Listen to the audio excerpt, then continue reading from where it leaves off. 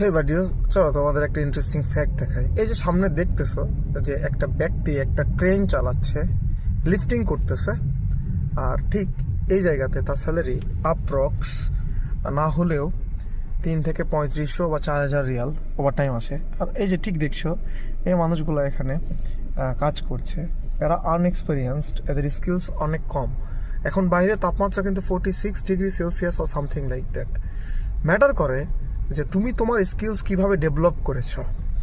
যেরকম ধরো এই যে ব্যক্তিটা, যদিও বা সে রোদের ভিতরে আছে, ইটস ফাইন, কিন্তু তার ওই রকম পরিশ্রম করতে হচ্ছে না এদের তুলনায়। এই যে দেখছো এরা হচ্ছে কাঁধে করে মাল নিয়ে যাচ্ছে, উপরে উঠবে, কাজ করবে।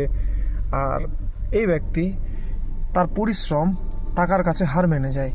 এই জন্য বিদেশ আসার আগে তোমার জানা উচিত যে বিদেশে কোন কোন কাজগুলো স্যালারি কীরকম, বা তোমার কোন কোন কাজগুলো করা উচিত।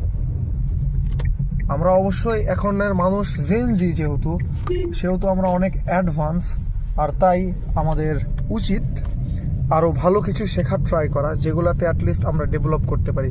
Anyways, thanks a lot for wasting your time.